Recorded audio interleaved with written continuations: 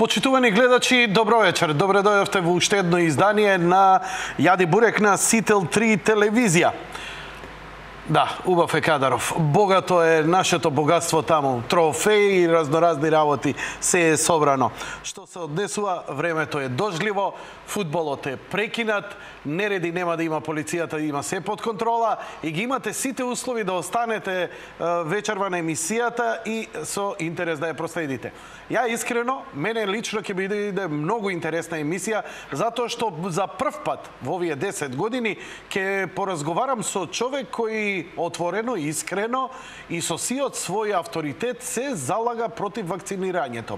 Иако знаете дека во последно време многу се зборува за вакцините и ризикот од новите вакцини или вакцините воопшто, сепак имаме премалку податоци. Ние слушаме колку се потребни, колку се добри за нас, како ни спасуваат живот. Но во последно време, бидејќи расте свеста и информациите доаѓаат до граѓаните, се поставуваат многу значајни, суштествени прашања од страна пред се на родителите. Ретко кој имаше што да им одговори, освен да им одговори контра и така натаму и така натаму. Вечерва имам чест и задоволство да ви ја представам Сладжана Велков, која има настапувано на македонските телевизии и позната е во своите кругови со своите предавања и така натаму. Збор 2, малку за господјата која во моментов се наоѓа во Саудиска Арабија и преку Скајп ќе разговараме со нејзе. Господјо Велков, добро вечер, добре дојдовте. Добро вечер, Јанка, добро вечер на сите гледачи. Хвала што ме поканите. Баш ми е мило, секако ја не можев да дочекам да дојдете во Скопје за да го направиме интервјуто, па ве замолив по Скајп и многу ми е мило што прифативте вака. Секако, кога ќе дојдете во Скопје, ќе бидете и гостин во студиото, затоа што вие опфаќате многу теми за кои ретко кој има храброст да говори. Значи вака, доктор Сладжана Велков, родена е во Скопје 1964 година. Сега живее и работи во Саудиска Арабија, студирала медицина во Ниш и Скопје, каде дипломирала. Работела во Обединетите нации во Македонија, како лекар по општа пракса.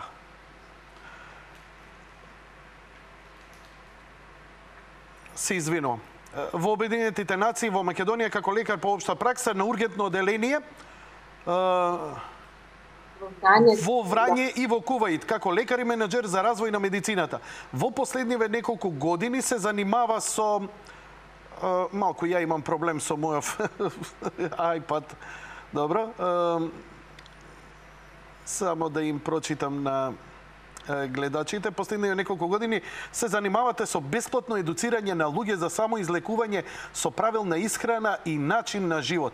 Имате одржано преку 100 бесплатни предавања, радио и ТВ гостувања во Саудиска Арабија, Индија, Србија, Македонија, Куваит, Шпанија, Бугарија, Австралија и во Македонски културен центар Илинден за македонската заедница во Сиднеј. Многу импресивно, господјо Велков, но мене лично први ме интересира што правите во Саудиска Арабија?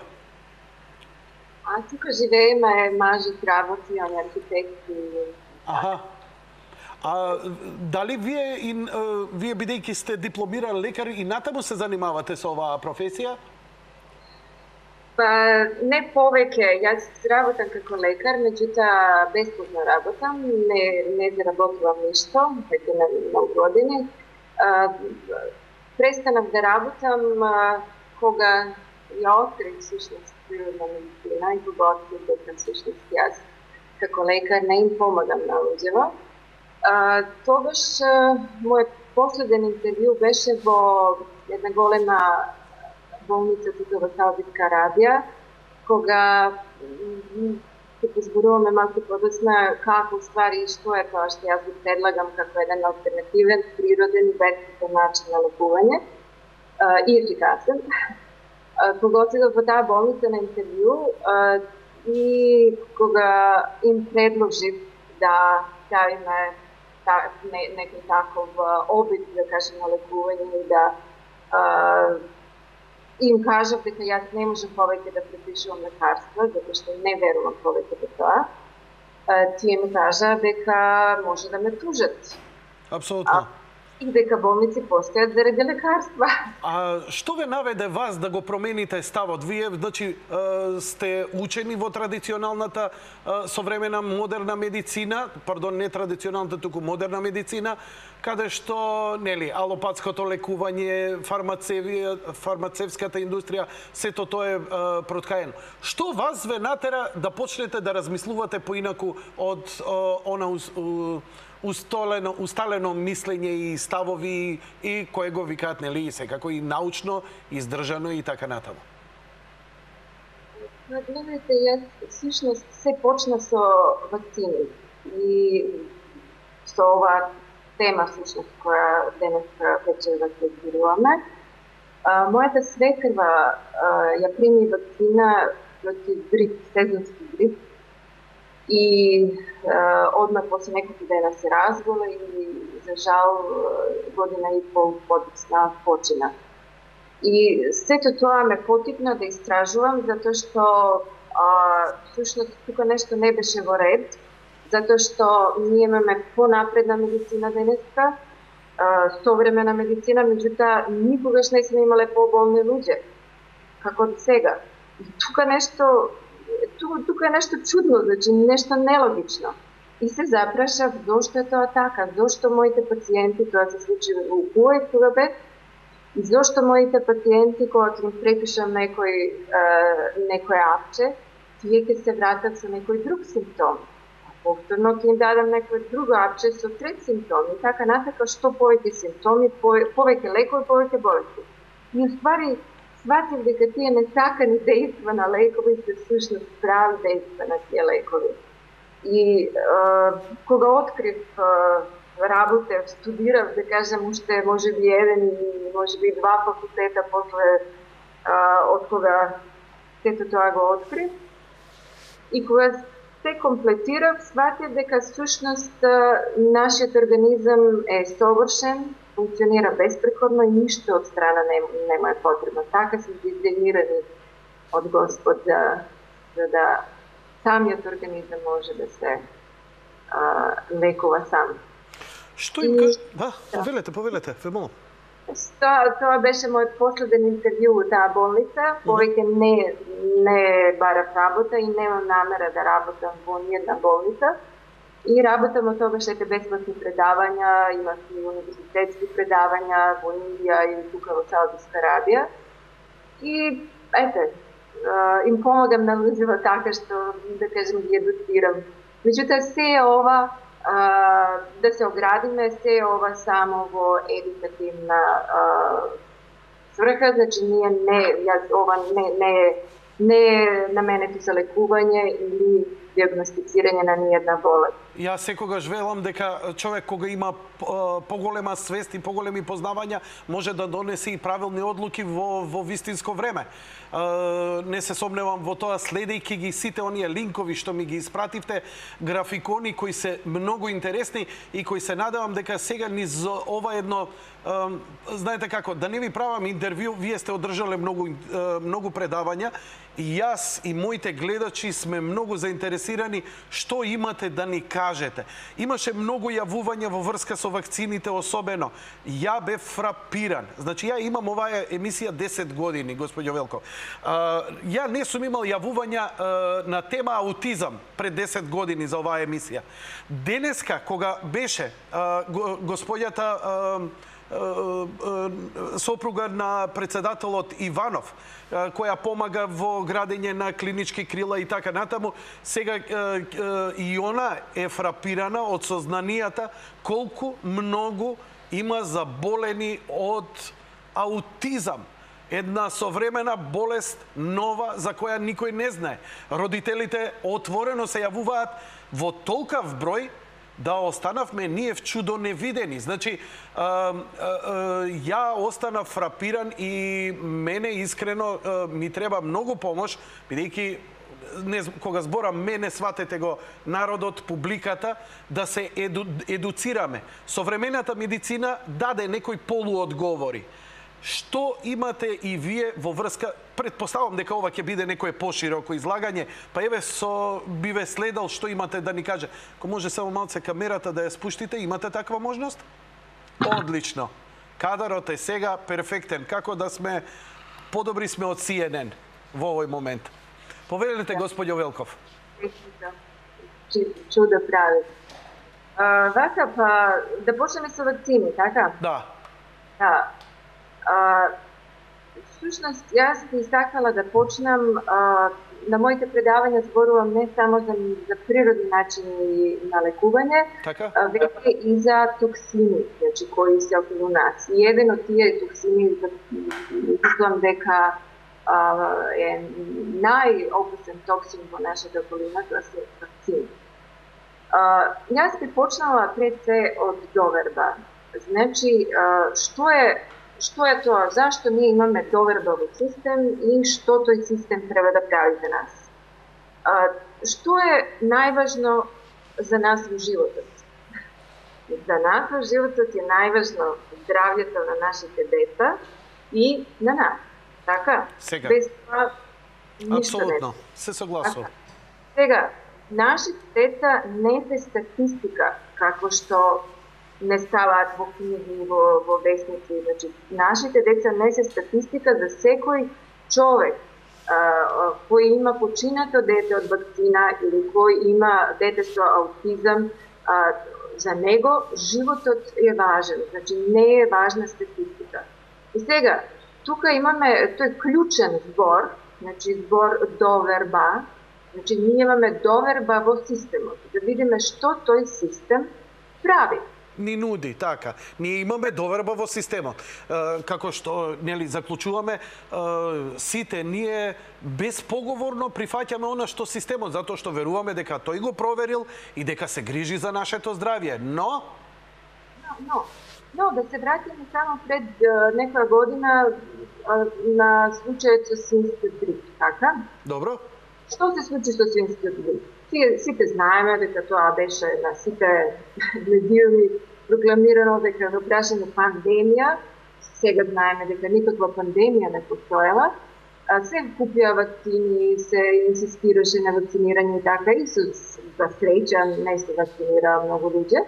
Меѓутоа, знаем сите како помина они што се вакцинираа. И сега, што се случи со свинскиот грип? Сите знаеме исто така, заради новинарката, храбра новинарка Джейн Бургермајстер од Австрија, која откри дека во вакцини за свинскиот грип се наоѓа смртоносен вирус на птичји грип, така? И тоа го открија во Европска лабораторија. Заради тоа е подигната е оптужница против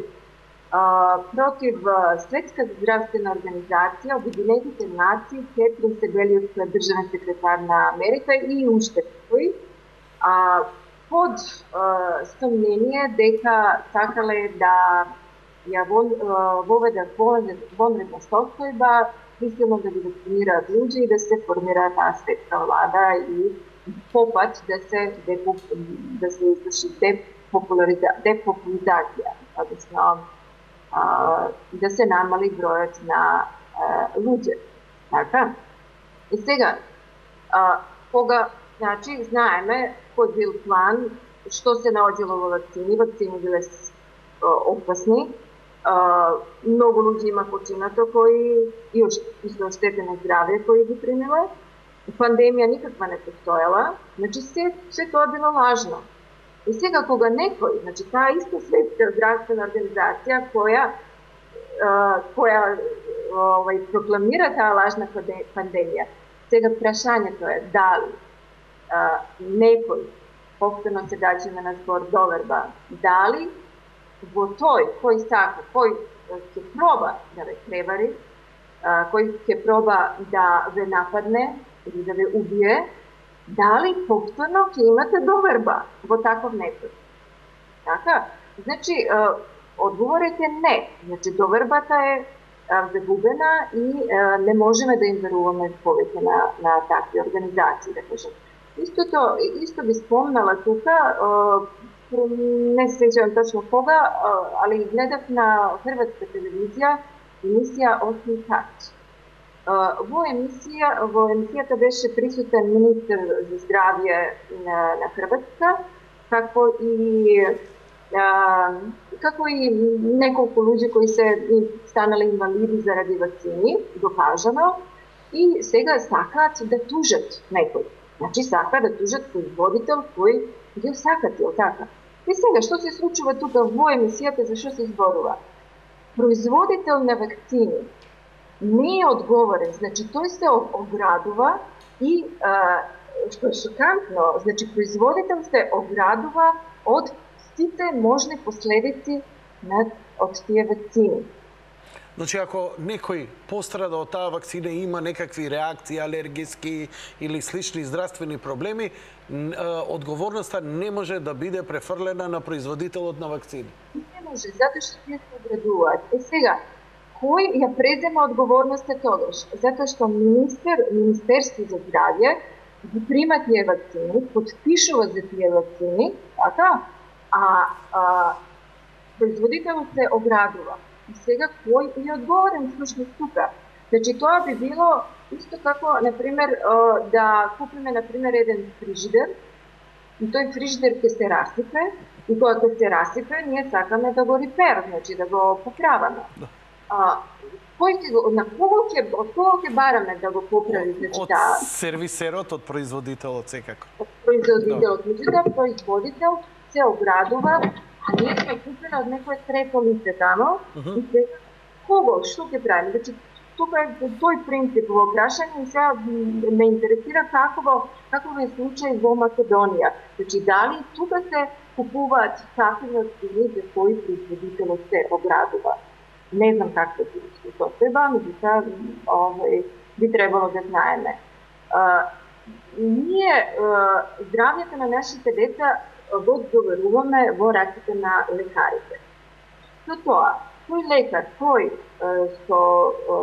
ќе даде вакцина, тоа мора да го направи со цела своја одговорност. Значи, сета своја одговорност мора да ја преземе, со тоа значи дека мора да се подпише и дека лекарот кој ја дава таа вакцина ја презема одговорноста за сите можни материјална и сета друга одговорност за сите можни последици. И секој пациент има право да го бара тоа од лекар. И не може никој да даде никаква вакцина или никаков лек додека не преземе одговорност за тоа. Така, добро. Сега, прашање е исто зашто на нас ни наметнуваат вакцини со сила. Значи, во законот во Македонија постои можност да се избегне вакцина. И тоа сите го знаеме, има многу луѓе во Македонија кои и во нашата група на Facebook група невакцинирани деца се поздрават вакцинирани. Имаме... Како тоа може да го направат ако одлучат родителите? Може да го направи така што матичен лекар се подпише дека родители не сака да го вакцинираат дете на собствена одговорност. Нам ни се заканува дека полиција ќе ти дојде, ќе бидеш... На некои пријатели мои знам кои беа во 4 сабајле, дојдени со полиција, спроведени на суд, плаќање казна и присилно вакцинирање. Не, тоа нема право. Ние имаме разгледано закон и бидејќи во таа група имаме членови од Словенија до Македонија и освен Словенија која има малку построги закони, сите други земји имаат можност за откривање на... А малку, уште малку за ова, само да ја елаборираме, да не ве повторувам за ова. Има некои, например, велат, не дозволуваат да ги запишеш децата во градинка или во училиште ако ги нема примено вакцините. Можат ли и тоа да го прават? Да, се прави тоа. Значи, школа не го интересираат вакцини.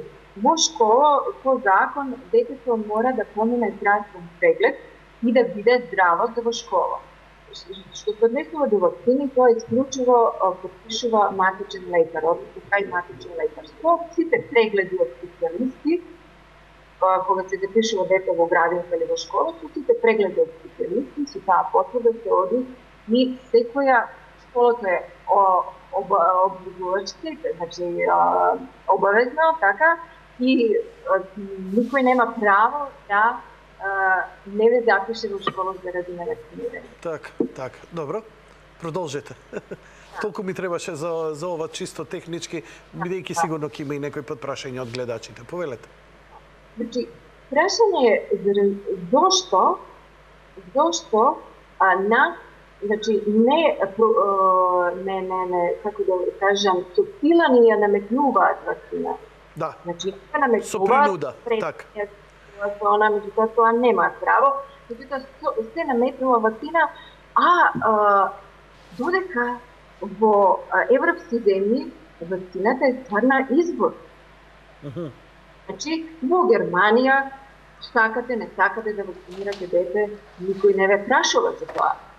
Исто така би се запрашала како зошто е тоа така? Зошто е тоа така? Зошто не успеа законски да го наметнат како што тоа успеа кај нас да го наметнат? Имате ли некои сознанија? Ние во Западна Европа од Словенија нагоре не се обврзувачки, а од Словенија надолу се обврзувачки. Сега можеме да изведеме некој заклучок. Би се запрашала исто доколку толку се зборува за тој имунитет, herd immunity, како за генерална популација и така натака. Зошто тоа не се зборува исто така и за Германија, например? Зошто во Германија нема проблем заради вакцинирање, дали се запише дете, дали е опасно, не е опасно? Зошто тоа не се зборува тамо? А се зборува тука во Македонија, во Србија, во Хрватска. Зашто? Зошто? Значи, ние сакаме и кај нас, како во европски земји, вакцини да не бидат обврзувачки. Значи, да имаме стварна избор и тоа јасно и гласно да стои во законот. Кој сака, нека се вакцинира, кој не сака, кој се едуцира и на цялото здравје на своите деца, тој да не мора да се вакцинира. И за тоа ќе се бориме. Исто така, тука би го спомнала и Бил Гейтс. Вие знаете, сигурно сте виделе на YouTube, доколку огромен дел од своето богатство го донираше за вакцинирање на светската популација за да биде поздрава. Така, да биде поздрава. Меѓутоа, Бил Гейтс на една презентација, TED презентација, сте гледала и сигурно TED презентација, ако отпуцате на интернет депопулација и така натака Бил Гейтс, ќе видите еден краток видео каде што Бил Гейтс јасно и гласно кажува дека на планетата има многу луѓе и дека треба да се намали за 15% и дека една од методи која ќе се користи се вакцини. И тоа јасно гласно пред телевизиски камери го кажува. Исто така, во другиот видео, Бил Гейтс зборува во еден интервју за CNN, тој зборува за пренаселеност во Афганистан и Пакистан. Инаку, ако ве интересира ова, вие зборите за работи што се последниве 10 години. Ја ќе ви кажам работи уште од 80-тите години, каде сопругот на британската кралица има излезено еднаш во една таква малце послободна расположение, има изјавено: ако сакам нешто да бидам друго, би сакал да бидам вирус и 3/4 од оваа стока од народ на планетава да исчистам, за да може 1/4 да живее како што треба. И на некој начин он го смета за прилично наци тип, некој од некоја масонска ложа, и дека сериозно го посакува. Сега, дали едно е да посакуваш, но дали влија и делува, тоа се веќе прашања. Иако овие прашања често се на работ на оние теории на заговор, кои често одат малку предалеку од вистината, исто како што и овие од спротивната страна. Јас обидувам некаде во средина да ја најдам вистината како може да звучи. Добро, продолжете. Значи, ја го видов тоа во моментов и го имам во кадар на гледачите можат да го видат тоа околу 3 минути е Бил Гейтс сака депопулација преку вакцини и здравствената нега. Сакате да им го прикажам на гледачите да го коментирате или?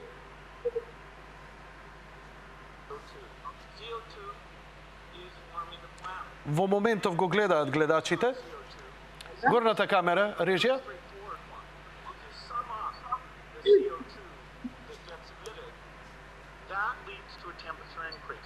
And that temperature increase leads to some very negative effects. The effects on the weather, perhaps worse, the indirect effects in that the natural ecosystems can't adjust to these rapid changes, and so you get ecosystem collapses. Токму го говори она што го рековте на некој Now, the начин. exact amount of how you map from a certain increase in of CO2 to what temperature Збори за will be and where загадувањето, the за positive CO2 feedbacks во are, воздухот there's и some така uncertainty натаму. there, Тоа е тоа but предавање, not very така? much. And there's certainly uncertainty about how bad those effects will be, but they will be extremely bad. I asked the top scientists in this several times, do we really have to get down to near zero? Can't we just, cut it in half or a quarter? Впрочем, And the answer is that until ова we е многу get близко near to до zero, онаа the историја дека temperature will continue to rise. глобалните And so промени that's a big климатски кои се challenge. It's very случуваат different than да се наметне saying, дека не we're се a природни, 12-foot туку high дека truck човекот trying е to get under a виновен 10-foot bridge, затоа we што can го just има sort во of поголем број. squeeze Така under. да секоја депопулација, This is секоја something војна, that секој has to get умирање, to zero. западната хемисфера ќе го Now, we прифати put out a lot на of некој carbon начин ќе рече па dioxide добро, every year. види, Over нешто добро 26 барем во ова billion лошо tons. ќе имаш, е една For each многу American, страшна about 20 tons. теза. People in poor countries, it's Добро, less than може 1 да се ton. It's an вратите average вие about да продолжите со коментирање. Повелете. Завршен. Да, иде тоа и понатаму во кадар, но вие можете да го коментирате. constantly going up. It's Слободно коментирајте го. economic. Аз исто би спомнала Бил Гейтс во еден друг интервју на CNN спомнува дека во Афганистан и Пакистан има премногу луѓе, дека е пренаселено и дека треба да се намали популација. Так. После тоа читаме во вестници дека заради вакцинација во Пакистан, Афганистан и некои афрички земји, децата се масовно парализираат, умираат и сега што се случува кога народот разбрал за што се работи, тие бегаат или пак, што читаме во вестници, пукаат на тимови за вакцинација. Значи се бранат луѓе.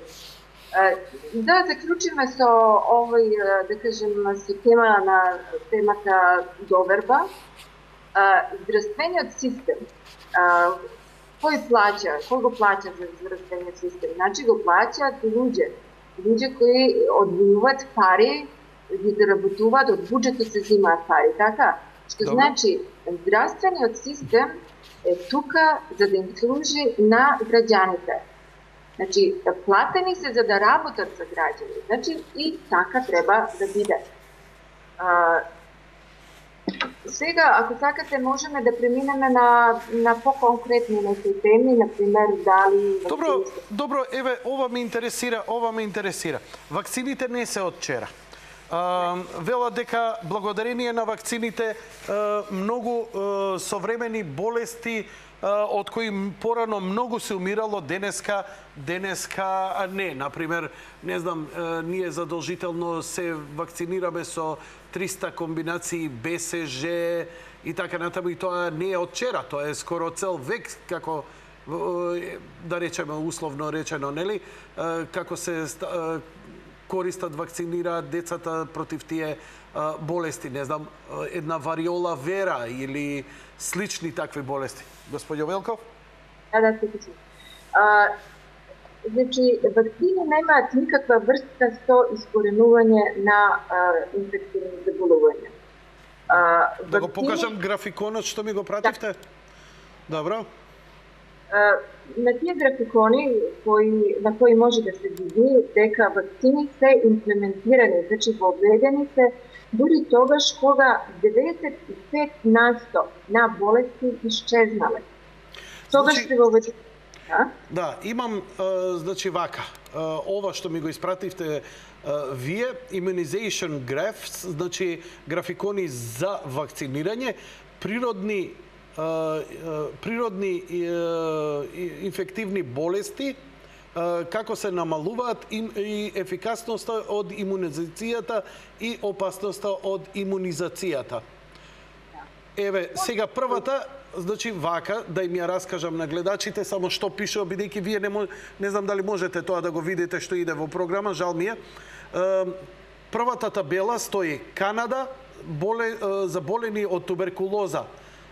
Морталитетот на 100.000 каков бил од 1880 до 1960.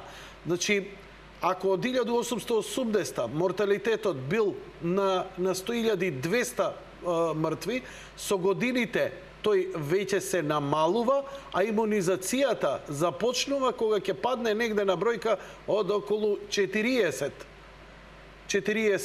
мртви, што значи што предизвикало претходно опаѓање на бројот на туберкулозно заболени од 1880 до 1948. Предпоставам дека тоа е хигиената и подобрите услови, почиста вода за пиење и така натаму.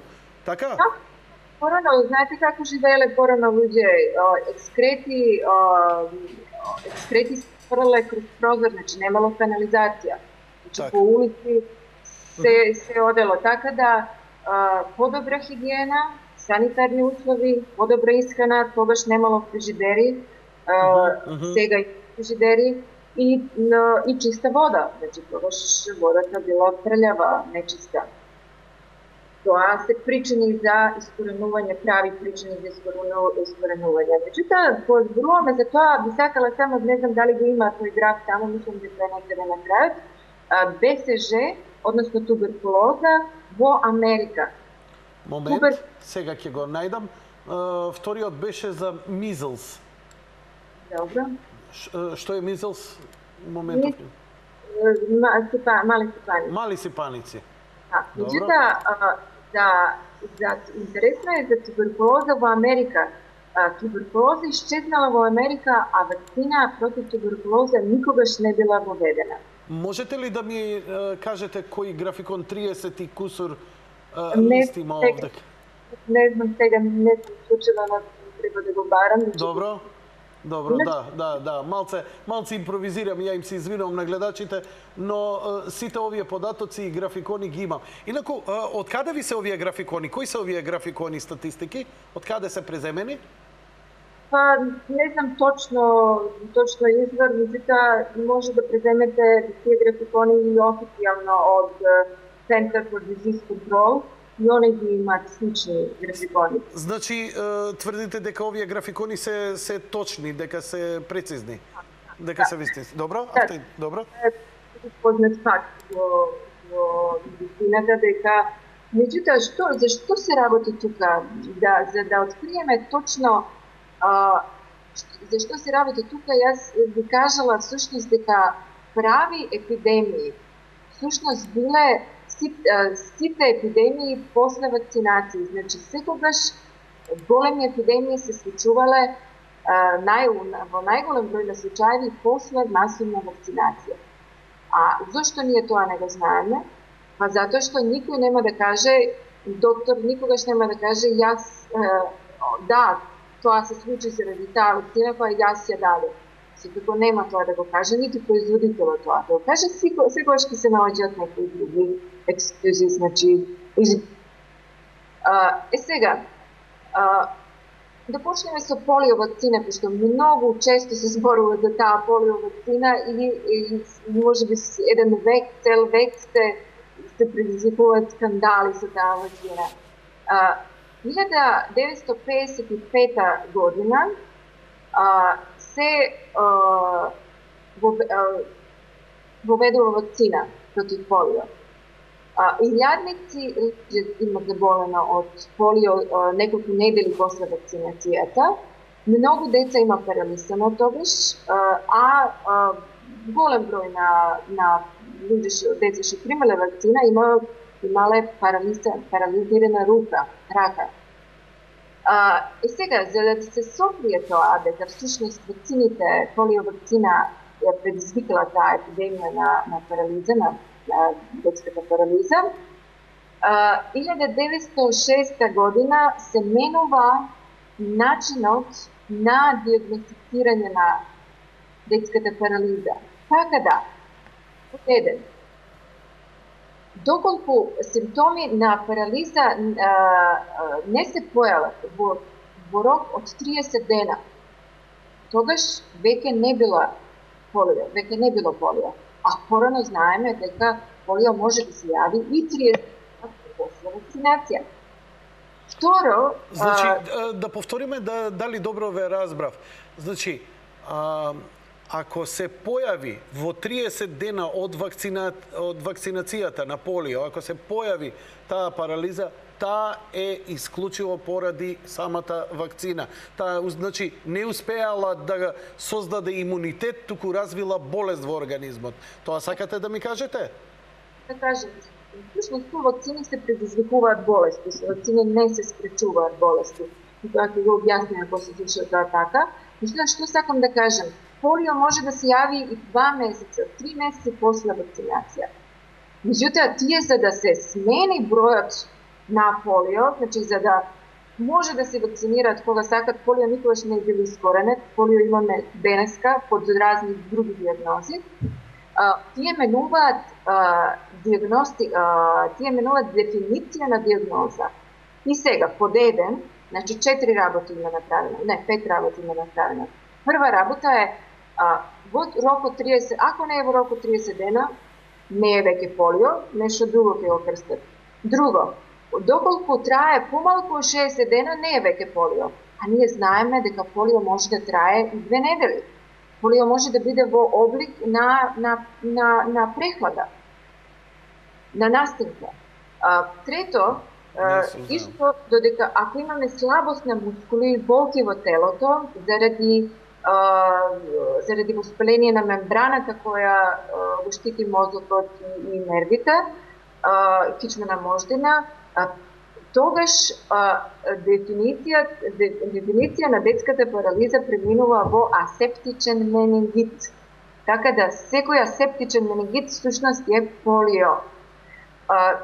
Понатака, непаралитички полио, значи кога немаме парализа, а ќе се најде полиовирус, тогаш исто така не е полио. Со таа дефиниција. И на крај, ако постои парализа, а не е најден полиовирус, исто така не е полио. Така да нагло се намалува од 6-та година, нагло од таа година бројот на полио се намалува драстично и се прогласува дека вакцината како да кажем, го направила тоа, а бројот на асептичен менингит, на непаралитичен полио, на акутна пласивна парализа, што е всушност парализа кај која не е пронајден полиовирус, сите тие се нагло зголемуваат и ние можеме да најдеме на страница на Center of Disease Control, CDC, можеме да ги најдеме тие податоци. А сега, понатака. Ја би ве замолил, господјо Вилков, само да заклучам, мораме да направиме кратка пауза, ќе имаме доволно време, веќе 40 минути сме во емисијата, ќе направиме реклами, а ова што ми го спомнавте ме подсетува на економски мерки на некои политичари, кои проблемот со невработеноста го решава на таков начин што тие што беа заведени како невработени ги бриша од список. Па велеа дека економија, па ме подсети ова нешто како сличен пример. Бидете љубезни да направиме неколку минути пауза, одиме со реклами, веднаш потоа се враќаме назад во програмата, драги гледачи. Почитувани гледачи, повторно во живо од студиото на Јади Бурек на Сител 3 телевизија. Имаме интервју со доктор Слаđana Велков, која моментално се наоѓа во Саудиска Арабија и разговараме преку Скајп. Разговараме за вакцините и изнесовте, господјо Велков, навистина интересни тези. Да ве прашам прво, ме интересира зборите за ризикот, опасностите од вакцините воопшто. Дали вие сте вакцинирана? Ja nisam vakcinirana. Всъщност, я имам примерно само та прва vakcina BCG, koja sam poложila во болница, кога сум додена, и потом понатака не. Како сте со здравје вака низ годиниве? Згора на тоа, вие имате 48 години, не ги криете годините, 64-то годиште сте. Да, 49 за недела. И со здравје сум одлично.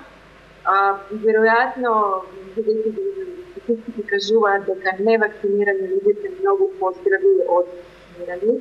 Немаат хронични заболувања, автоимуни заболувања, веројатно и тоа има врска. Меѓутоа, исто така и начин на животот и начин на исхрана има врска со изгледот. Ако имаме време... Како користите некакви креми? Мислам, јас се извинувам, знам дека не е во ред да ви кажам, еве баш се затемни, отиде сијалицата, но прилично добро изгледате за своите години, вака чисто онака од естетски причини. Добро, може да го смениме кадарот, имате мали проблеми со сијалица. Ќе почекаме малку. Во меѓувреме можеме да го догледаме оној клип каде што зборејќи за загадувањето, горната камера, видете, љубезни, Бил Гейтс излегува и со тезата дека депопуларизацијата е еден од... So let's look at each one of these and see how we can get this down to zero. Probably one of these numbers is going to have to get pretty near to zero. Now that's back from high school algebra, but let's take a look. First we've got population. Now, the world today has 6.8 billion people. That's headed up to about 9 billion. Now, if we do a really great job on new vaccines, healthcare, reproductive health services, we could lower that by perhaps 10 or 15%. But there we see an increase. Значи, ова не е никаква теорија на заговор, сосема отворено. Човекот кажува дека преку здравствениот систем и преку вакцинирањето, вакциницацијата, може да се сведе популацијата да се намали за 15%. Предпоставам дека он сигурно не размислува да тоа го направи на начин со тоа што ќе ги убива со вакцините, туку подобриот живот, предпоставувам, значи помалце родени деца, помалку деца на планетата, ама поздрави. Но на некој едно второ поле малку сомнително. Дали се слушаме, господјо Велков? Не, нема проблем. Ајде сега за гледачките веќе ми испратија прашање. Користите козметика, на што е резултат? Еве, добро изгледате за своите години, морам да признам. Да, хвала. Па не користам моментално креми, понекогаш да, меѓутоа тие креми се всушност некои природни улја, макла, например ладно седено, маслиново масло, али кога е домашно, тогаш давам Значи ништо од она индустријски конзерванси и слично не користите. А предпоставам дека и исхраната ви е соодветна. Така, значи убавина не доаѓа од надвор, убавина доаѓа од натре. И јас се хранам со сирова храна, со неварена храна. Иако значи, на моите предавања, ако имаме неколку минутки да кажем само што е тоа всушност, зашто ние може да гледаме у 50 години, да кажеме, да гледаме како да имаме 20 или 30 и да се чувствуваме така, да бидеме здрави потполно. Може да кажем што е... Да, ве молам, повелете. Па, всушност, на моите предавања, само кратко ќе кажам што е суштината на целото да кажем таа приказна. Суштината е сончева енергија. Значи, ова сончева енергија... Браво! Сонце кое ни дава енергија и кое е изворна енергија и се што постои во овој сончев систем е дериват на енергија на ова сонце. И сега, кога ние јадеме билки, тогаш јадеме најчиста енергија во која се наоѓа таа сончева енергија. Кога едно животно ќе јаде тие билки, тогаш доаѓа до трансформација на сончева енергија, значи се намалува. Кога јадат месо јадат билкојадци, тогаш се намалува уште повеќе. Ние знаеме дека Дојде докторот. Продолжете. Месо од месо јади е многу кисело и не е добро да се јаде. И го скиселува организмот, а потоа за киселениот организам се изродуваат многу болести, меѓу кои најчести и туморот. Така. Значи, тука се работи за конзумирање на најчист извор, значи што е најблиско до сонце. Исто така постои можности со сончева енергија, значи ние кога взимаме на пример јаболко, јадеме сончева енергија. Она материја која јадеме ја испрлуваме, значи ја взимаме енергијата. Исто така и во месото се взима исто енергија, меѓутоа она е помала него во растенија, затоа што тоа е веќе друг ниво. Сега, друга многу важна работа зошто јас, например, у 20 години изгледам така и се чувствам многу помладо, затоа што јадам храна со ензими. Затоа што, например, вие кога ќе изедете едно јаболко, тоа јаболко само себе ќе се свари заради тие ензими кои ќе ја сварат. Меѓутоа, ако ја испечеме, ако го испечеме јаболко, тогаш нема да уништуваме тие ензими, они на 47 кажете се уништуваат и тогаш мора да се упреде некој ензим метаболички, значи од клетка се краде ензим кој е гориво за клетка, за да се вари тоа јаболко. И ние на тој начин му одземаме енергија, тоа што ни се спие после јадење, затоа што сме му земала ензим од клетка. Јас спијам кога јас сум скроз на сирово во сега, спијам захар, може би 4-5 сата, без проблем, и работам цел ден со активна и физички и на сите други начини. Важно е да знаеме, например, кога ќе посадиме едно јаболко, што ќе израсне од него. Израсне едно прекрасно дрво со стотици други јаболки. Значи, живот дава живот. Ако ќе посадиме печено јаболко, што ќе израсне? Ништо. Затоа што нема живот. Значи, кога ќе ставиме живо нешто во нас, тоаш ќе произведе живот. Ако ќе ставиме нешто мртво, тогаш нема живот. Морам да признам дека дури еден од најголемите и најпознати готвачи на светов, Джейми Оливер, токму го пропагира ова што вие го говорите. Он не го збори од никакви други причини, он вели, ако сакате да бидете здрави, сирова храна, вика. Барем 3/4 од вашиот оброк да биде овошје, зеленчук и така натаму и така натаму. Он не вели да бегаме од другата храна, но ако сакате ова, и ова во потпуност ми се поклопува со новиот тренд кој се прекламира, па дури кај овие најпознати имиња. Топло ви препорачувам, погледнете ги последните епизоди на Джейми Оливер, каде што он прави роловани, рендани, не знам, зелени, брокули, моркови, салати и така натаму, па дури некаков сос ќе го направи со малку од свеж зеленчук, ќе направи со малце додатоци, па и тоа ете за да ни биде побогат вкусот, нели, бидејќи сировата храна знае малце да биде така и невкусна. И сето тоа е, мислам дека е еден многу позитивен тренд, или како го викаат сега во последно време, и се извинувам, малку муабет си правиме сега повеќе од што интервју, но ќе имате уште прашања од мене за вакцините. А тоа е таа така наречена се популарна праисториска диета. Поточно, она што јаделе нашите предци, со што се хранеле, и кога немало ни здравствен систем, нели, да не обстанале, нели, тоа да било нездраво, не ќе сме постојале денес, ќе сме исчезнале. Значи, она што можеш да го набереш, она што можеш директно да го јадеш, што е таа храна, мешукасти плодови, разни, не знам, морави или не знам и така натаму, ако е парче месо, едно сирово, так и толку без многу претерување, без чување по фрижидери, без никакви оправотки. Интересно и мислам само потврдувате еден многу современ тренд кој е се повеќе во исхраната. Една интересна работа е, например, која ќе споредиме еден лав, што јаде живо месо, така? Така?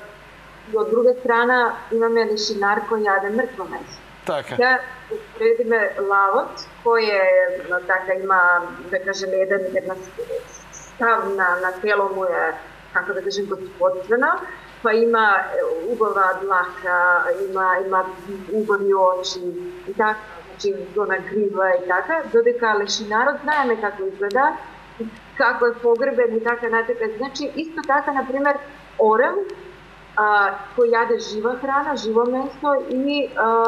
Стрвинар, така, лешинар. Лешинар, стрвинар, меѓута, такав хиена да е спомнал. Хиената, добро? Греше. Значи, хиена и лавот, и орел и стрвинар. Значи, само погледнете ги во изгледот. И исто така и кај луѓе кои јадат жива храна, необработена термична храна, и кај луѓе кои јадат готвена индустријска храна, се гледа огромна разлика. Бидејќи ќе има сега голем интерес после ова интервју за овие работи што ги зборите, а особено дамите за вашиот изглед, спремајте рецепти на вашата Facebook страница, ќе бидат заинтересирани, бидејќи знаеме што е сирова храна, но треба некако оброкот да биде, нели? Не можеме си... И ја искрено, ја сакам многу, ама како Бакс Бани не можам да грискам морков по цел. Добро, има рецепти, јас не сум некој голем експерт за рецепти, имам неколку рецепти кои ги вртам така. Зашто ние дома не јадеме од животни ништо, меѓутоа мажот и синот јадат и готвена храна. Јас сум на сирова, меѓутоа готвам за нив исто сакнеште. 80% се на сирова. Меѓутоа на Facebook страна Вера Слаđana во групата всушност Вера Слаđana Велков имаме доста луѓе што се занимаваат со сирова храна и редовно имаме некои рецепти и така, а имаше во Скопје исто пред 2 години имаше исто така една презентација на сирови јадења. И сега доаѓам малку подолго ќе бидам во Скопје. Ќе имаме некои презентации, предавања и така. Секако. Ќе се видиме. Да се вратиме на вакцините. Спомнавте една вакцина и спомнавте... Да, повелете. Само едно важно да кажеме, че тука не се работи само за изгледот, тука се работи всушност за само лекување. Всушност на моите предавања, кои може да се најдат на YouTube, зборувам дека со сирова храна и со сонце, значи сонцето кое ни дава живот. Тоа сонце може да влезе и преку кожа, може да влезе и преку очи, значи тоа е гледање во сонце, кое ги активира две жлези кои се позади нашите очи, а тие се хипофиза и епифиза, кои се команданти на цел жлезен систем. Само да им кажеме на гледачите да внимаваат, тоа се нарекува stargazing. Тоа може да се прави исклучиво кога е залез на сонце, значи многу ниско на хоризонтот, со подзамижано, со едно, па со второ око. Значи, нека ја проучат малку таа техника на stargazing. Тоа е стара исконска техника, кој велат дека старите магови ја користеле затоа што потоа таа светлина со месеци им треперела во нели кај тие жлезди во нивниот мозок и не само што само се излекувале, туку можеле и на други да им помагаат. Малце звучи мистично, вистината е тука некаде, повторно некои стари начини на кои сме обстанале излегуваат на виделина, но би им препорачал на граѓаните нека не истрчуваат да погледнат директно во сонце, затоа што може да го изгубат видот, тоа не е шега. Значи, внимателно со тие старгейзинг техники, инаку и јас сум ги нашол интересни. Дури ми се случува дека дури и навечер фокусирање кој ќе се загледам во сијалица едно од 60-70 вати, знае да ми ја подигне концентрацијата многу повисоко. А камоли природна сончева светлина. така да ова е доста интересно. Повелете, продолжете. Во групата, на почеток на групата стои една порука и во таа порука објаснувам всушност што треба да се прави, упатувам луѓето на текстови што треба да се читат. Исто така во моите упатства, при страни на упатства стои упатство за гледање во сонце. Значи се гледа само во првиот сат на излегување на сонце, после излегување или еден сат пред заоѓање на сонце. Се гледа постепено, значи не сме да се гледа нагло, се гледа 10 секунди денеска, утре 20, се зголемува по 10 секунди и се оди до 45 минути, додека не се потполно чардж, значи не се наполнено со сончева енергија. Меѓутоа, постојат упатства за детали. И што се работи тука? Значи, нашето тело има можност за самолекување. И доколку бидеме на сирова храна, се излагаме на сонце, значи наши предци, што правеле нашите порано? Нашите порано спиеле дома и кога излегувале сонцето, излегувале надвор и се враќале дома кога сонцето заоѓало. Значи цел ден биле надвор и не морале ни да гледат. Чекайте, нас денеска не учат дека сонцето е опасно, дека може да предизвика рак на кожа. Па еве, вие сте во Саудиска Арабија. Ги гледате и таму луѓето се облекуваат за да се заштитат максимално од сонцето. За да се заштитат, тука е од религијски причини. Меѓутоа, сонцето не е штетно и не предизвикува рак и тоа е докажано.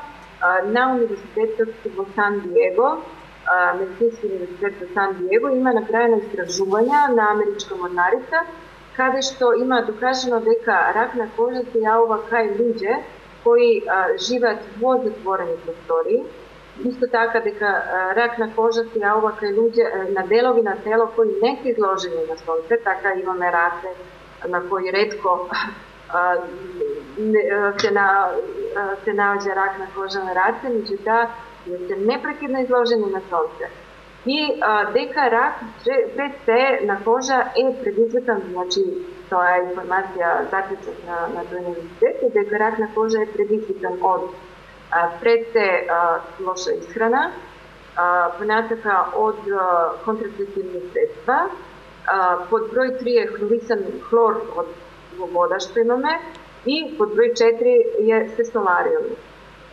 Значи, тие пред се исхрана, затоа што нашето тело и исто мачкање. Значи, првиот список се креми за сончење, значи по известување од тој универзитет, креми за сончење се број 1 предизвикувачи на рак на кожа. Тие имаат канцерогени материи во себе кои стојат на кожа, сонцето ги запече и се заснуваат порите на кожата исто така и се доаѓа до дегенерација на Но нели, бидејќи немаме многу време ние да идеме на плажа, имаме годишен одмор за тие 15 дена, сакаме да се сунчеме, ако не ставиме крема, еве и американската армија ги заштитува своите војници уште од првата светска војна со креми, бидејќи доаѓа до опекотени ако постојано е изложен човек на сонце. Никако, креми никако. Кремите толку опасни да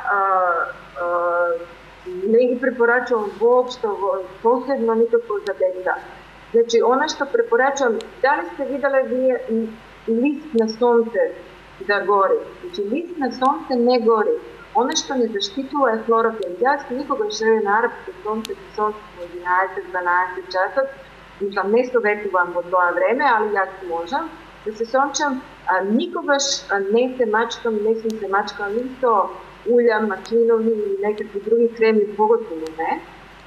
Дури ни маслиново масло, она природно? Канцерионово масло, така го користат. Меѓутоа, јас не советувам ништо. Зошто? Затоа што всушност на сонце нашата кожа дише и се чисти. Сонцето има тоа svojstvo, da kažem, da se čistime preko kožeta.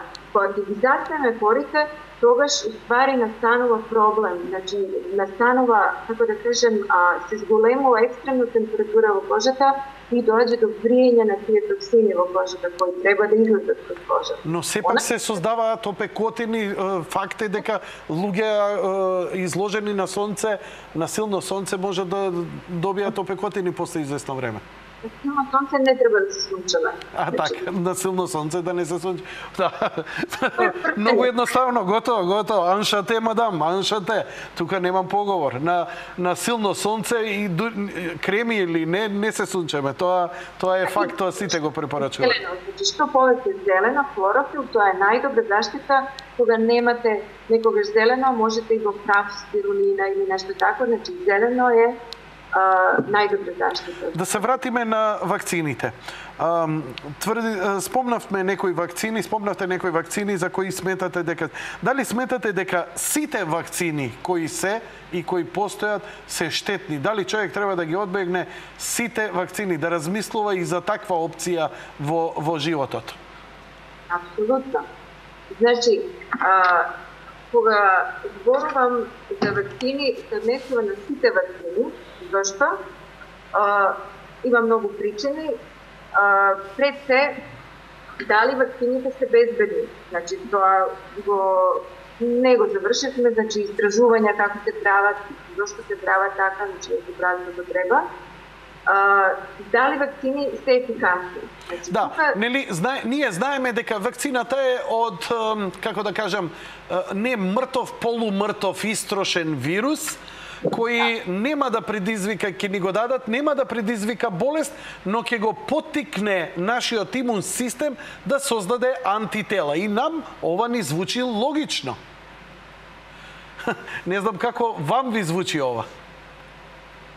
Еве вака тоа е интересно да се објасни и луѓето да разберат тоа е, да кажем, една мала тајна која...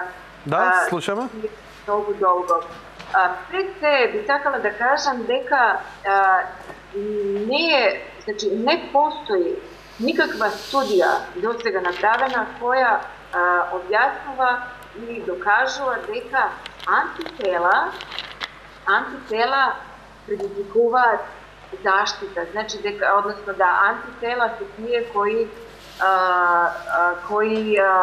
ја вршат имунизација. Збориме за имуниот систем, дека нели тој е тој кој ќе го добие податокот за тој вирус, ќе развие одбрана и не можеме да заболиме од тоа. Така знаеме. Така знаеме, тоа не е точно. Ова е радикално многу. Развивање на антитела значи само дека организмот дошол во контакт со некој антиген. Вие, например, можете да обрискате на сега во телото во алуминиум, например, или жива, и веднаш антитела ќе се покачат.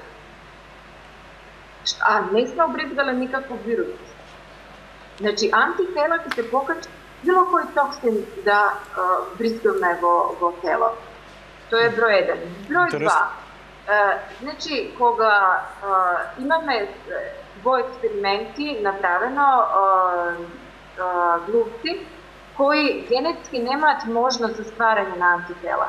Добро. Тие глупци се заразени со болести и излечени. Значи, сами себе се излечиле без антитела.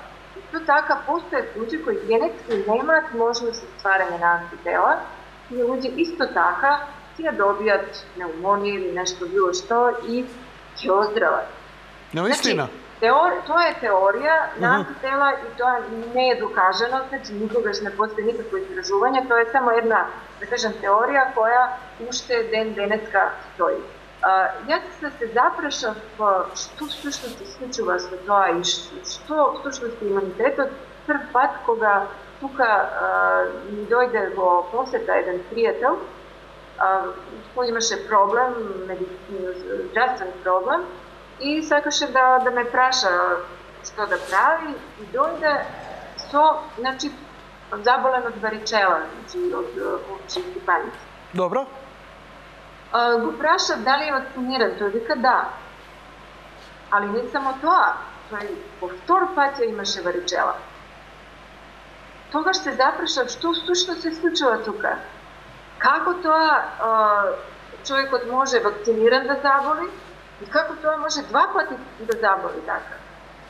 Потоа седнав и проучував, истражував дали, например, некои други заболувања, тие што кажуваме детски заболувања, може да се јават повеќе пати во живот. И најдов дека тетанус, например, може да се јави повеќе пати. Да, вакцина на тетанус ни рекоа дека 15 години така држи и потоа мора... Значи, некој да добие тетанус, добие болеста тетанус и оздрави, тој повторно може да заболи од тетанус. Така. После 15 години. Не врзано за години. А добро, господјо Велко, беснило. Ако беснилото беше, ако допреш до вирус на беснило, нема шанса да го преживее тоа човек ако не добие одредена вакцина во одреден период. И тие спасуваат живот, еве, например, конкретно. Малце су збунет во ова. Фасцинантно звучи ова што го кажувам, се обидувам логиката да ја сватам на целава работа. Тука, значи, што се однесува до беснило, тоа е големо прашање и за тоа можеме исто да зборуваме некој друг пат, меѓутоа, тоа е, како да кажам, беснило не се работи за беснило, всушност, онака како ни е презентирано. Тука се работи за еден голем мит, од доктор Херберт Шелтон, кој е еден од најголеми и најпознати природни лекари во светот денеска, и по него беснило представува еден мит за кој можеме многу да зборуваме. Меѓутоа, исто така најдов дека мали сипаници може да се добијат 2 пати во живот, 3 пати во живот. И сите други болести може да се добијат неколку пати, не всушност еднаш. Потоа отидов уште понатака да видам што всушност е имунитет тогаш, дали како тоа ние ги добиваме тие болести, зошто Господ ги створил тие болести, зошто мора некој да болува од болести, затоа што сметам дека болест не е нешто природно и дека не треба природно да постои. И тогаш најдов еден податок, 1942 година во Австралија, Natural Health Center, значи центар за природно здравје, да кажеме, Добро. кој, да кажем, ги прими, ги усвои 85 деца од мајки кои не можеле да се грижат за нив, деца од сиромски породици и така натака. Тие деца и ги храни онака како јас препорачувам исто, значи како Natural Health Doctors препорачуваат. Значи со претежно сирова храна, не животинска, со вода се пие која нема хлор, нема флуор. Деца се одат боси надвор, се изложени на сонце, на чист воз, живеат нормален живот. Тие деца никогаш иделе нормално у школа со други деца, кои јаделе таква храна, биле болни.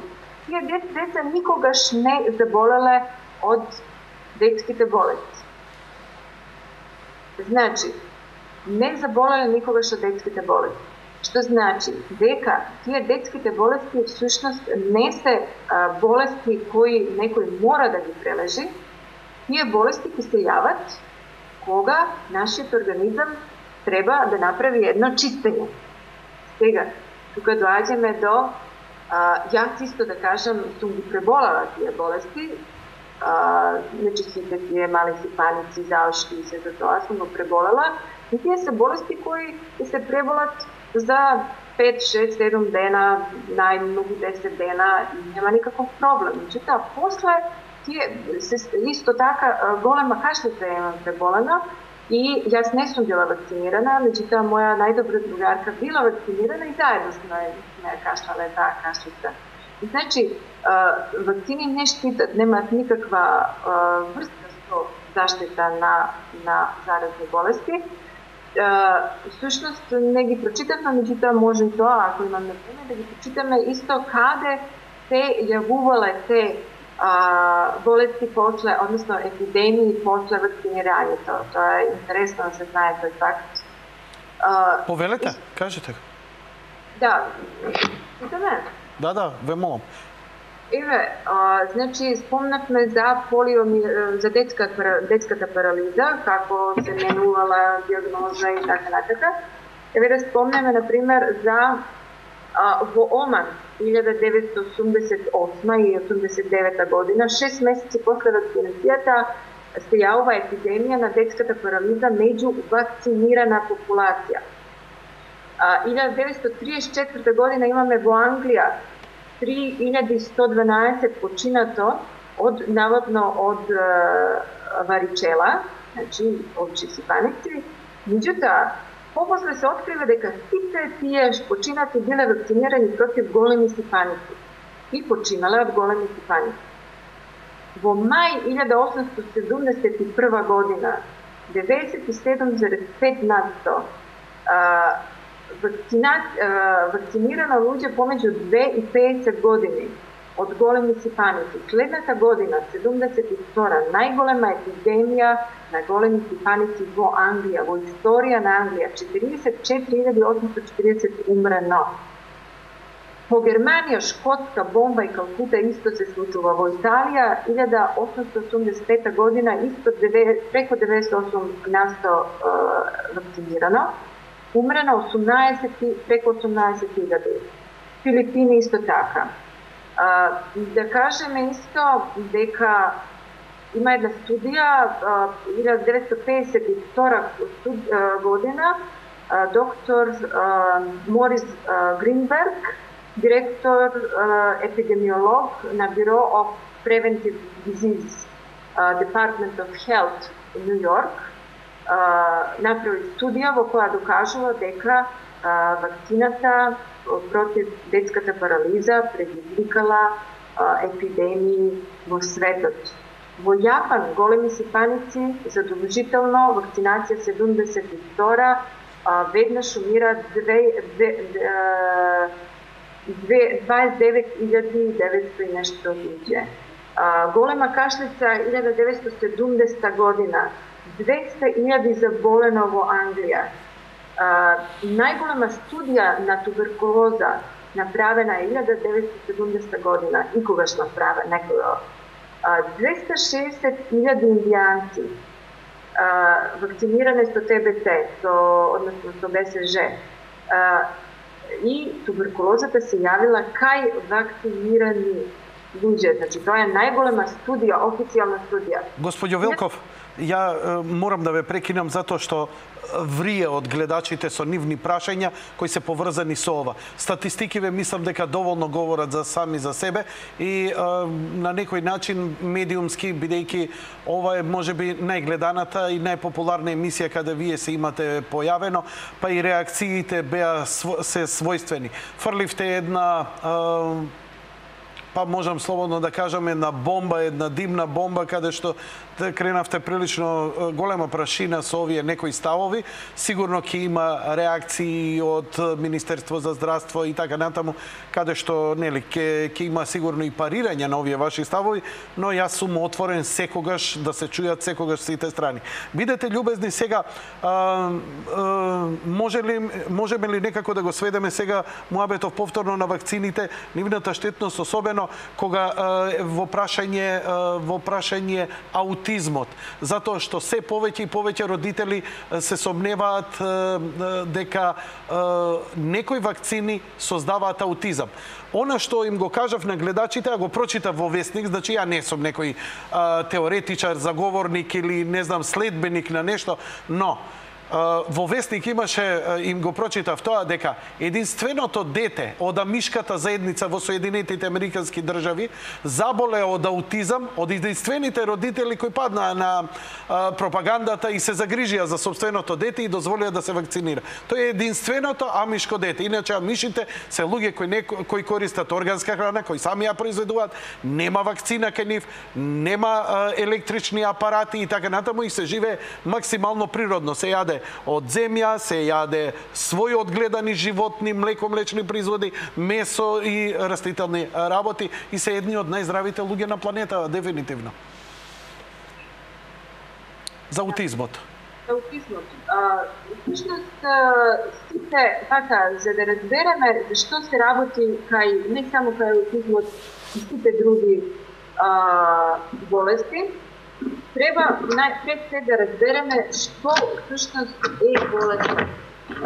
Значи, болеста,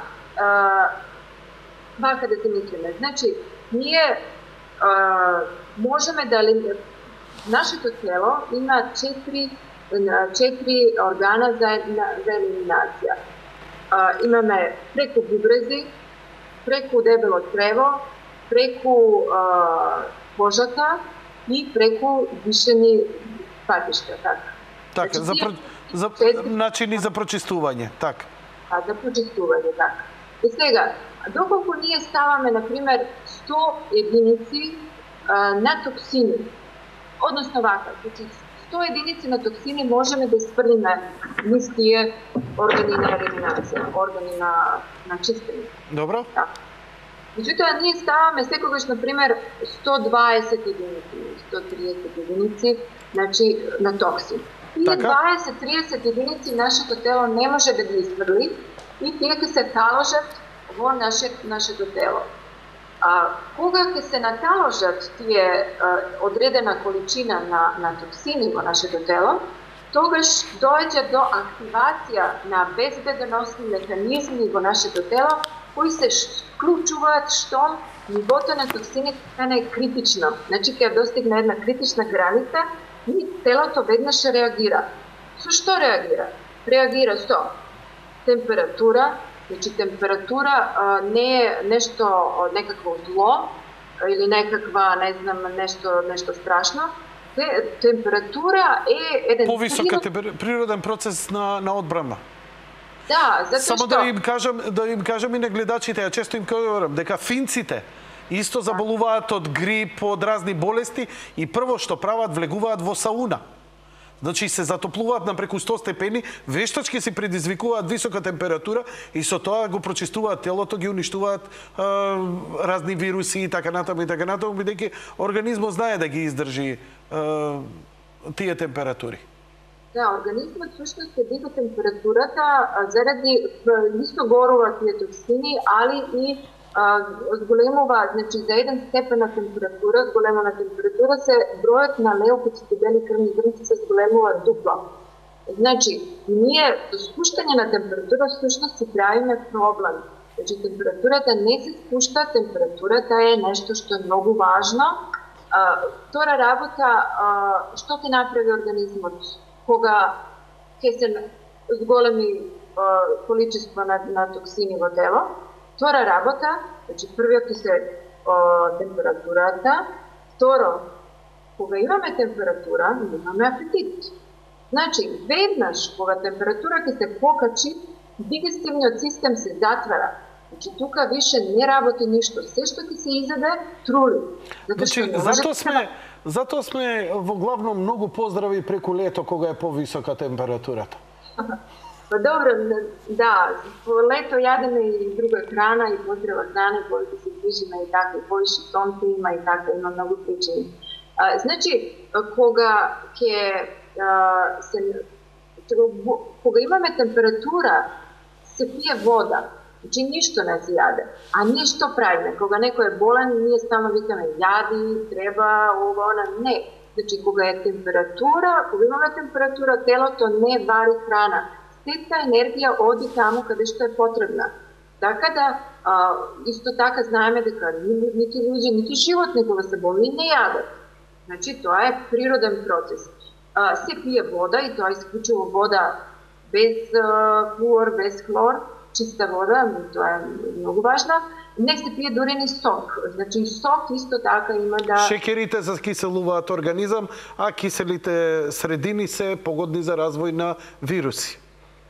Сакам да кажам, ниту свежи сокови не се пијат кога имаме температура, тоа е ден, два, трае. Да идеме ова за аутизмот, ве молам, да се вратиме, затоа што веќе е 11:30, да го... Да?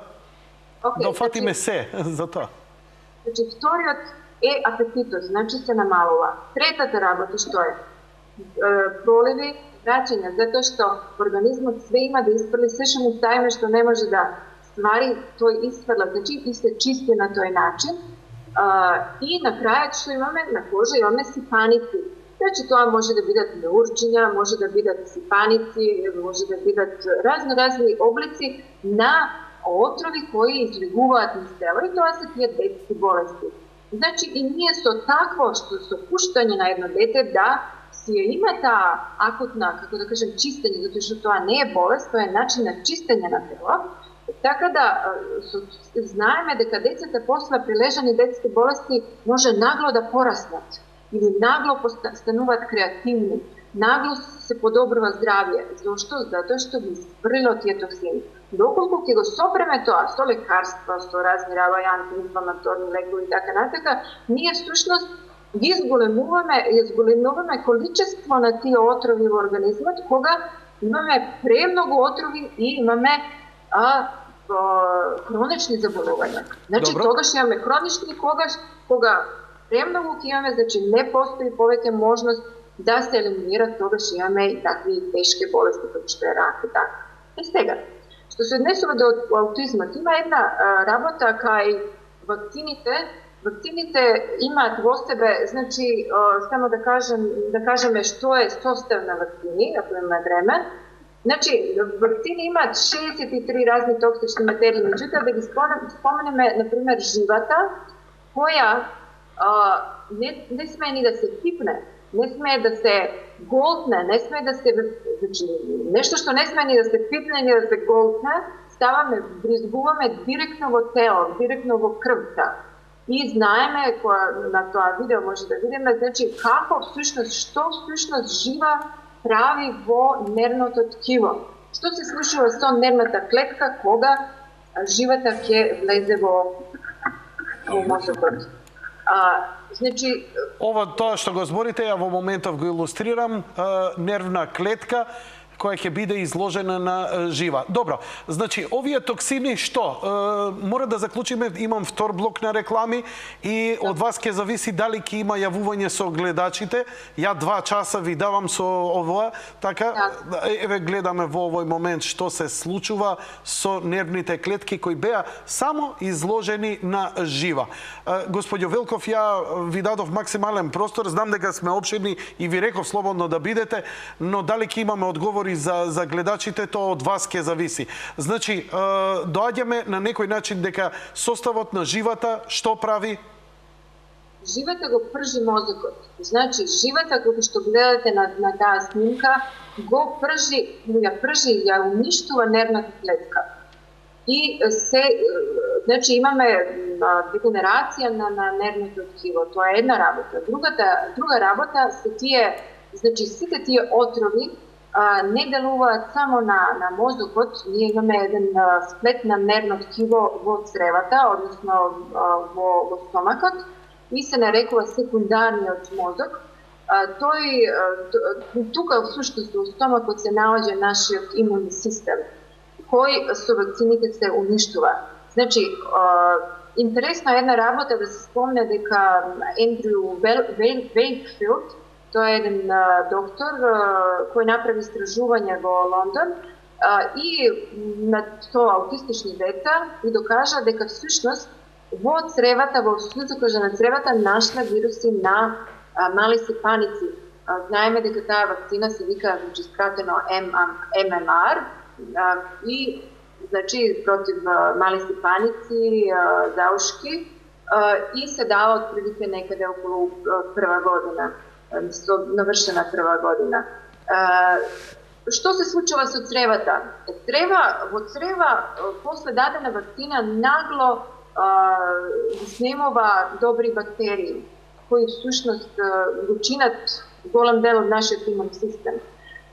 I se naceluvat tije patogeni, toksični, tije opasne, da kažem, rezistentni bakterije i gljivički paraziti, koji u suštnosti pravят koloniji vo crevata i se slučava jedan sindrom koji na angliski se vika leaky gut, odnosno, da kažem, propustljivih creva, koji na neki način trulat gi propušta citotoksini koji ide direktno vo krvta.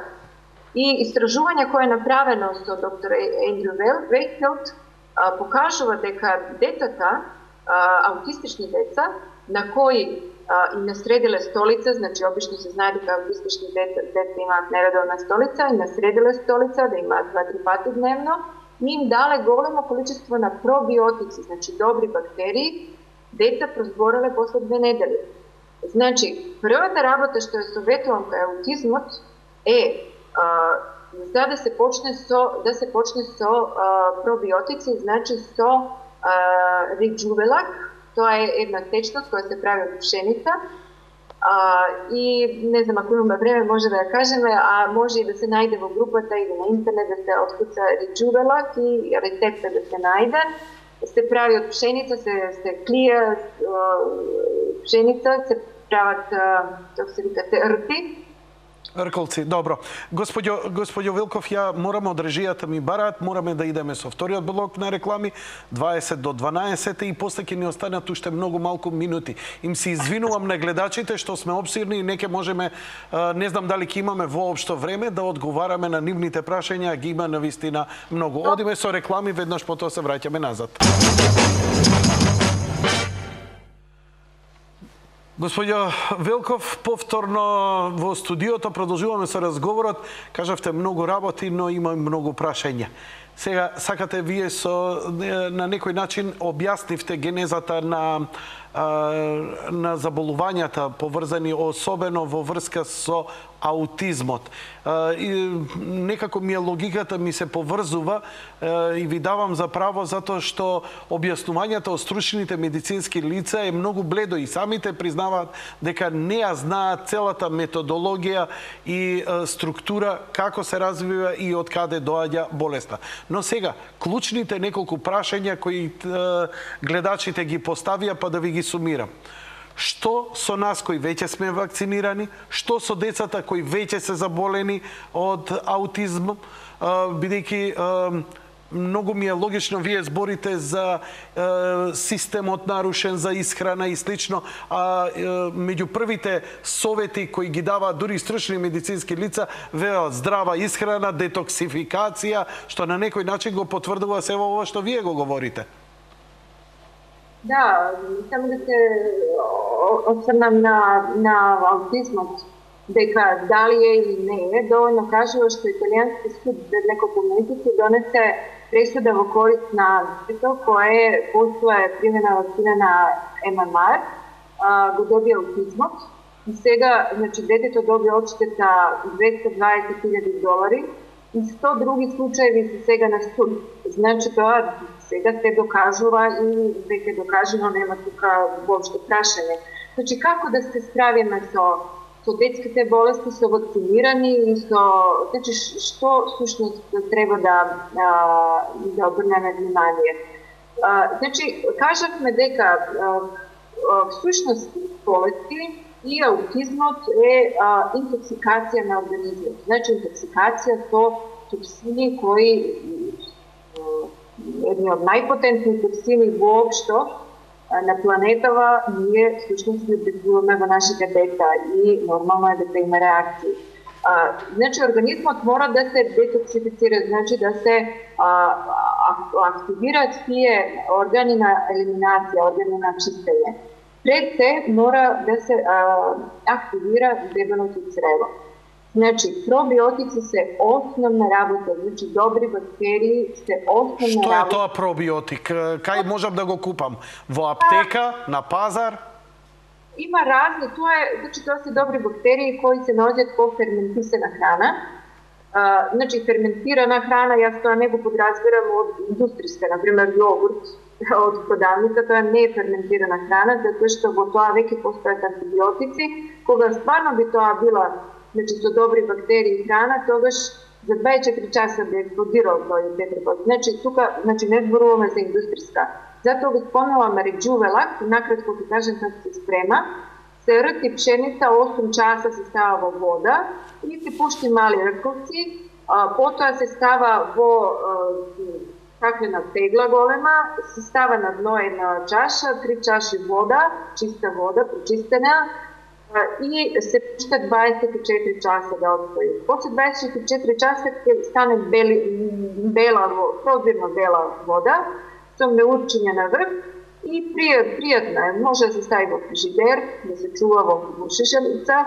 Таа пшеница, значи кога се истори таа вода, уште 48 часа може да стои и се пие. Тој реџувелак има толку многу ензими и толку многу бактерии добри да ја обновува цревната флора. Значи, првата задача е да се обнови цревната флора и детето мора да има 2-3 столици дневно минимум.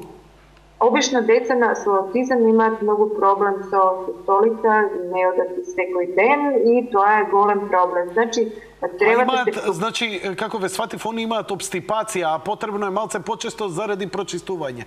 Така, да се разработи системот на цревата за почесто исфрлање на измет и токсини. Меѓутоа, цревата на децата со аутизмот не се пропустливи, значи не се нормални црева, значи се на некој начин оштетена узукожа. Така да сите отрови влегуваат во крв, не е како кој е нормален човек. Значи им препорачувате детоксификација, им препорачувате оваа вода од николци, од пченица, така? Понатака препорачувам да се исфрли глутен, единствено, значи се што содржи глутен и казеин.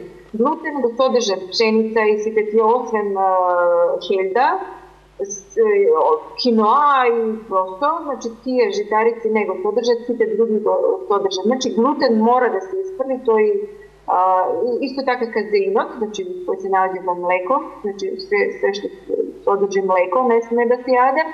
80% од храна треба да биде сирова, значи необработена, свежи сокови, салати, у блендер може да се припремаат разни работи, тоа може да се најдат рецепти на Facebook. Не солена храна, значи сол никако од продавници, доколку мора некако сол, тоаш мора да биде хималајска сол, меѓутоа подобро е да воопшто не се има сол. Секој ден дете треба да биде надвор, значи на сонце, енергија доаѓа од сонце, и од воздух, значи чист воздух и сонце се прва работа, значи витална енергија, животна сила доаѓа од сонце и од чист воздух. Дали ова исто се препорачува за сите оние што примиле вакцина? Да, за сите, меѓутоа за аутистични деца ова мора да биде императив. Значи за останати деца ние постепено може да зголемуваме и така натака за да селото се исчисти. Меѓутоа денеска затоа што немаме органска храна, живееме како живееме лош начин на животот, така да ние сите немаме добри бактерии во стомакот. Тоа е наш одбранбен систем. Сите треба да имаме ферментирана храна. Господјо Велков, да ви поставам прашање, сакате да продолжите со предавање? Како ќе кажете така? На ваше да биде да не ми се лутат гледачите од има прашања, не можам да стигнам да ви ги поставам. Дестилирана вода ги вади тешките метали од телото и дестилирана вода всушност е дождовница, всушност сите во зеленчук, овошје, се е тоа дестилирана вода, не ги вади добрите минерали. Исто така советувам и децата да бидат многу често со родители, да им се пружа многу љубов и пажња, и тие деца се тоа го чувствуваат, значи тие се само не може да реагираат. Да, може да се прашање. Вака, прашањата. Доколку прележиш сезонски грип, тоа значи дека си имунизиран и повеќе никогаш нема да се заразиш од тој грип. Но грипот мутирал, нашето тело не ја познава новата комбинација на ДНК на грип и повторно може да заболиме. Вакцината е заштита. Како може да се генерира вакцина која го предвидува новиот тип на грип? Значи да не го прележиме новиот мутиран тип на грип. Оти природно мутираат вирусите и тие сами. Што тогаш? Што тука? Pa, gledajte, znači, ja pak go kažem vam za da razbereme se to ova, pak mora da se vratimo na početak. Znači, Louis Pasteur kažal дека bolesti se predizvikani so mikrobi. Međutim, той кога починувал, znači неколку часа пред да почине, тој кажал, јас сега изјавувам дека подлога е се, а микроби се ништо. Значи, ниједен микроб, зошто јас, например, можам да седам, зошто доктор Херберт Шелтон, значи најпознат доктор во оваа област, он, кога била вариола, значи големи пипаници, спијал во истиот кревет со брат кој бил заболен во големи пипаници. Доктор Роберт Шелтон не заболен. Како тоа? Pa така, zato što ne možemo da zabolimo od nešto ako našето telo je alkalno, znači ako našето telo je čisto, ako našите eliminacioni mehanizmi работат. Znači bakterija ili bilo koji drug mikrob će se razvije samo dokoliko ima ta podloga. Dokoliko je čist organizam ne može da se razvoli. Znači, dokoliko je organizam nečist, togaš posebno je imao bilo koja, znači nema vrste kako grip došao, dokoliko čovjek je zdrav, ne mora da zaboli. Skoro imaše dete što ne je vakcinirano i na sirova hrana je nikogaš ne zabolelo od nikoga nijedna detska bolest. Znači, bolesti se samo intoksikacija na organizmu. Odnosno, nije bismo bile bolni pre to, a organizam koga sme bolni, koga imamo nekom simptomi, toga štušnost, ние се чистиме, тоа не е болест. Тоша, ќе мора да го отвориме телефонот барем за неколку пари јавувања. Биди љубезен, дај го телефонот за сосема неколку јавувања. Анита Божиновска вели многу добра тема вечерва, браво за изборот, да се даде збор на оваа господја. Не знам колку сте запознаени, но децата на познати политичари, бизнисмени не ги примаат вакцините што ги примаат децата на обичните смртници.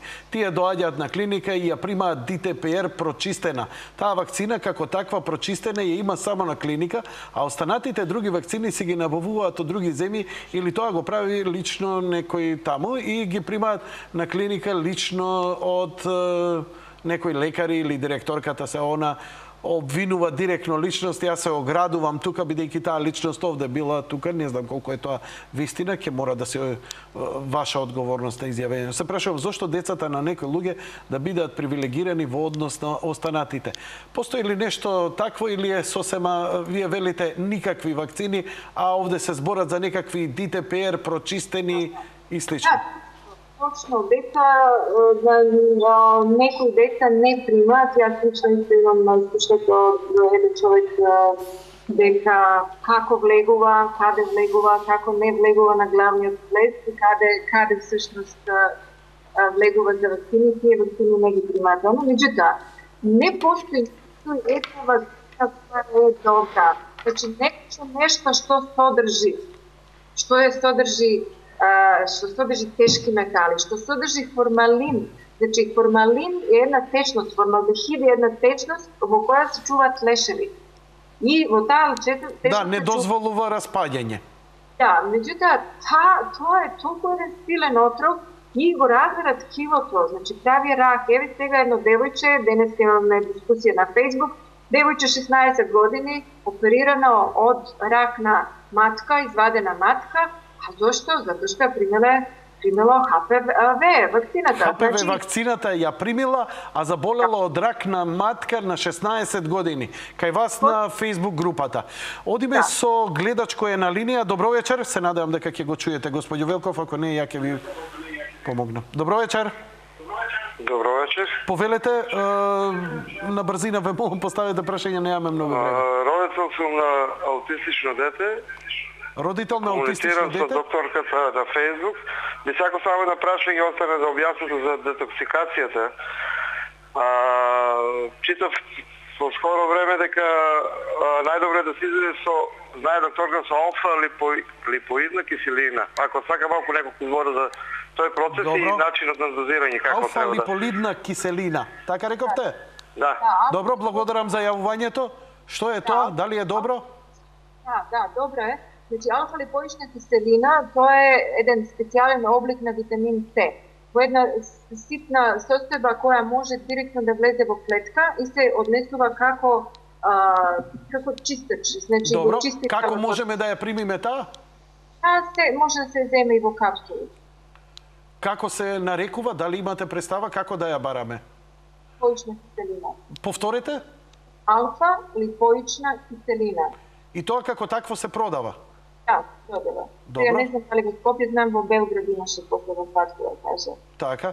Добро вечер за следниот гледаш. Повелете во програма сте. Добро вечер. Повелете, господине. Вака имам едно прашање до... Да, повелете. Немаме време само. Се вклучив многу касно во емисија, поради своите обврски.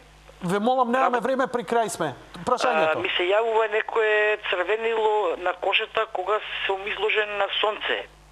После 2 дена, ништо не се случува со моето тело, мојата Господине, кожа. ама вие доцна се вклучите, немате представа за што збориме ние овде вечерва. Да, јас сега Ви благодарам за јавувањето, се извинувам. Оставете им простор. Ја ве поканувам да ја проследите репризата. Малку е поинаква темата. Темата се вакцини. Вакцини, последиците за вакцини и за аутизам. Оставете им простор на оние што сериозно им треба, немаме уште многу време. Добро вечер за следниот гледач. Здраво. Здраво, повелете. Сакам да прашам дали треба воопшто да се прекинат, значи, вакцините што се во училиште, кој ќе се роди бебето, дали за да биде поздраво треба, значи, воопшто не прима вакцини. Ви благодарам за јавувањето. Значи, слушајќи ве вас, заклучокот на родителот е дека воопшто не требаме да примиме вакцини. Со оглед на законските норми, какви се и што се, ова е прилично едно радикален став кој вие го изнесувате. Не сте вие единствени, но вие сте едни од ретките храбри кои јавно имате храброст тоа да го кажете. Какви можат да бидат генерално последиците? Нели сметате дека сепак тие вакцини не направиле нешто добро? Вие упорно и сте цврсто на ставот дека вакцините, ако ги отргнеме, ние ќе имаме поздраво општество. Да, тоа го тврдам и сега немаме време, меѓутоа, ако ви прочитам, само спремите една долга листа на книги кои ги препорачувам, само наслови да ги слушнете и автори кои тоа го пишувале, тоа се врвни стручници, врвни педиатри, врвни хирурзи, неврохирурзи, врвни виролози и така натака. Значи лекари, медицинари, луѓе со медицински факултет, стручњаци, специјалисти кои тврдат дека вакцината не е добра. Да, дека сите вакцини не се добри и дека всушност целата таа, како да кажем, теорија на имунизација всушност е погрешна. Значи зошто ние упорно го тврдиме тоа кога знаеме дека човек кој нема можност да ги створи антитела, тој ќе оздрави од било која болест, ќе се разболи и ќе оздрави. Бидете љубезни, авторите, имињата на насловите и авторите, може ли да ги објавите на вашиот Facebook профил и на вашата група? Објавуваме група за вакцинација и таму стојат тие книги, се че ги имаме на англиски се, али еве ќе поставам вечерва и некоја на преводи. Многу ви благодарам, ја ќе ги објавам кај мене на Facebook за да ги, заинтересираните гледачи да можат да се информираат. И ви споменала за сите што слушаат, него одидат на YouTube и нека откуцаат нација вакцина и ќе добијат еден видео, значи еден документарец кој сати нешто трае, после тоа гледање многу работи ќе станат. Нација вакцина. Нација вакцина. Да, тоа е документарец кој многу кажува, покрај тоа има и многу други и ги објавуваме редовно во нашата група на Facebook. Меѓутоа, тој видео, да кажем, е нешто што... Добро. Еве го најдов, гледачите го можат да го проследат, ја ќе им го проследам. Идеме со уште 2 јавувања, последни за вечерва и да го затвориме, бидејќи времето ни истекува. Добро вечер, повелете во програма сте. Ајке, имам едно прашање. Повелете, поставете прашање. Сакам Сакам да поставам прашање, мојот син прима вакцини против алергија, тука во Промедика се нарачуваат, не знам, од Швајцарија. Дали се тие вакцини исто така не чинат како што вели докторката? Дали се ви ги нарекуваат вакцини тие што ги прима? Да, вакцини против алергија. Вакцини за алергија. Дали му е подобро на вашето дете? Па, генерално не гледам, мислам дека мал процент дека е подобра. Благодарам за јавувањето, многу интересно.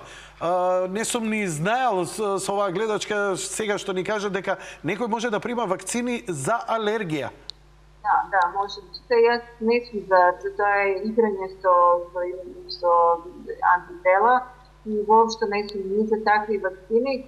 Она што знам сигурност, за тоа може да на мојот профил на Facebook може да се прочитаат многу сведочења на луѓе. Јас ги објавувам тие писма за да луѓе може да ги прочитат, на жена која се излекувала од рак на дојка со сонце, сирова храна, без никаква терапија, без хемотерапија, без операции. И тоа релативно кратко. И последно треба. Така, сите алергии се лекуваат на тој начин што ние ќе престанеме да внесуваме токсична храна, индустријска храна, токсична вода. Значи, органска, прочистена храна, свежа храна, зелена храна, хлорофил и така натаму, што го објаснувате на почетокот на емисијата. И последното јавување за вечерва.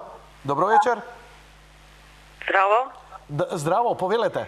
Здраво, Јанко, конечно добивам голем поздрав до докторката, ја следам и јас на Facebook.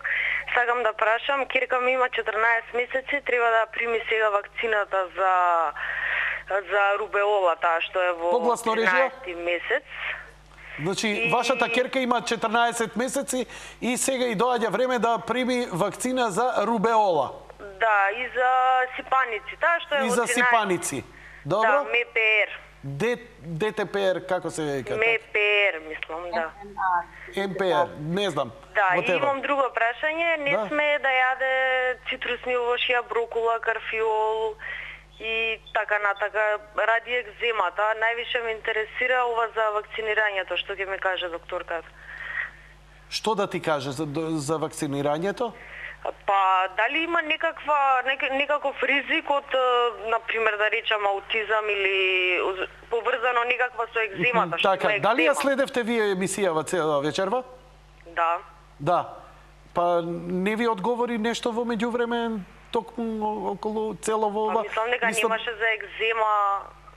Мислам дека зборевме општо за сите, многу ми е жал.